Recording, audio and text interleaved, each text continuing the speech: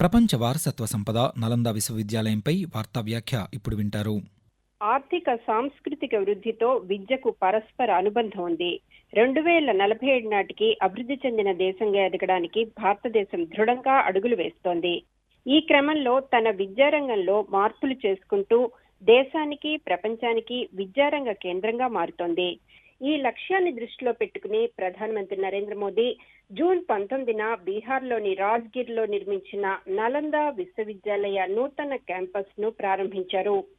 ఈ ప్రతిష్టాత్మక విశ్వవిద్యాలయ పునరుద్ధరణ భారతదేశ అమృత కాలపు స్వర్ణయుగ ప్రారంభాన్ని సూచిస్తోంది.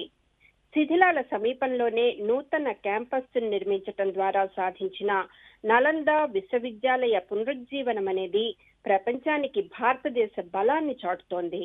నలంద అంటే నిరంతరం విజ్ఞానాలు ప్రవహించే ప్రదేశమని అర్థం. పుస్తకాలను తగలబెట్టినంత మాత్రాన వాస్తవాలు, విజ్ఞానం నాశనం కావని నలంద ఘనంగా చాటుతోంది. గతాన్ని పరికించి చూస్తే నాడు నలంద విశ్వవిద్యాలయంలో అస్తిత్వాలకు, జాతీయతలకు అతీతంగా విద్యార్థులను చేర్చుకునేవారని చరిత్ర చెబుతోంది. ఈ విశ్వవిద్యాలయం ఒకప్పుడు భారతదేశ సంస్కృతి, సాంప్రదాయాలకు సజీవ కేంద్రంగా ఉండేది. వివిధ దేశాలకు చెందిన యువత, వివిధ వర్గాలకు చెందిన వారు ఇక్కడకు వచ్చి చదువుకునేవారు.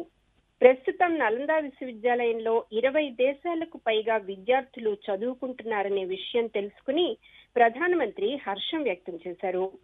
ఇది వసుధైక కుటుంబం అనే భారతదేశ సంప్రదాయాన్ని సూచిస్తోందని అన్నారు. నలంద విశ్వవిద్యాలయానికి చరిత్రతో లోతైన అనుబంధం ఉంది. 1600 సంవత్సరాల క్రితం ఏర్పాటు చేసిన ఈ విశ్వవిద్యాలయానికి ప్రపంచంలోనే మొట్టమొదటి నివాస సౌకర్యాల విశ్వవిద్యాలయంగా గుర్తింపు లభించింది. భగవాన్ గౌతమ బుద్ధుడు నలందను చాలాసార్లు సందర్శించాడని, ఇక్కడ ధ్యానం కూడా చేశాడని చెబుతారు. మఠం తరహాలో నిర్మించబడిన ఈ విశ్వవిద్యాలయం తక్షశిల తర్వాత ప్రపంచంలో 2వ పురాతన విశ్వవిద్యాలయంగా విరాజిల్లుతోంది. అప్పట్లో ఈ విశ్వవిద్యాలయం China, Korea, Japan, Tibet, Mongolia, Sri Lanka, ఆగ్నేయాసియాతో సహా ప్రపంచవ్యాప్తంగా ఉన్న పండితులను ఆకర్షించింది. 2016వ సంవత్సరంలోనే పురాతన నలంద విశ్వవిద్యాలయం శిథిలాలను ఐక్యరాజ్య సమితి వారసత్వ ప్రదేశంగా ప్రకటించింది. దాని వారసత్వాన్ని పునరుద్ధరించే ప్రయత్నంలో నలంద విశ్వవిద్యాలయాన్ని పునఃస్థాపించాలనే ఆలోచనను పూర్వ రాష్ట్రపతి డాక్టర్ ఏపీజే అబ్దుల్ కలాం 2006లో ప్రతిపాదించారు.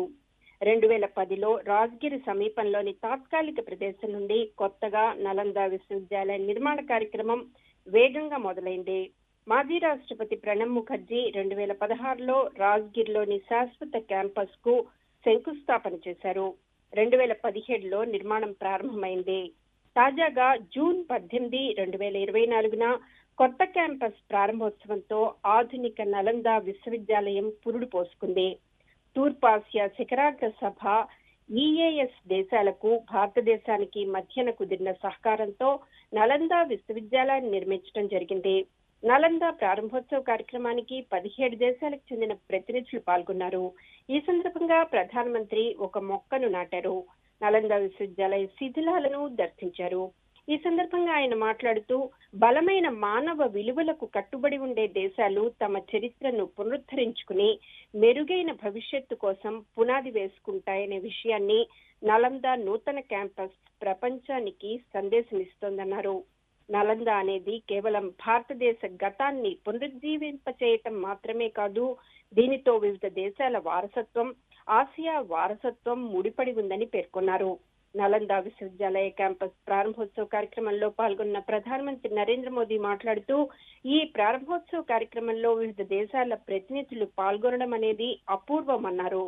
విశ్వవిద్యాలయం ప్రస్తుతం బౌద్ధ అధ్యయనాలు, చారిత్రక అధ్యయనాలు, జీవావరణ శాస్త్రం, స్థిరమైన అభివృద్ధి, భాషలు, సాహిత్యం, అంతర్జాతీయ సంబంధాలను కవర్ చేస్తూ 6 పాఠశాలలు నిర్వహిస్తోంది. అంతేకాకుండా bay of Bengal studies, Indo Persian studies, conflict resolution, common archival resource సెంటర్లో ప్రత్యేకత కలిగిన 4 కేంద్రాలను నిర్వహిస్తోంది. ప్రపంచ వారసత్వ సంపద నలంద విశ్వవిద్యాలయంపై వార్తా వ్యాఖ్య ఇప్పటివరకు విన్నారు. రచన, వ్యాఖ్యానం ఎంఎల్ఎన్ మాధురి. సమర్పణ ప్రాంతీయ వార్తా విభాగం, ఆకాశవాణి విజయవాడ కేంద్రం.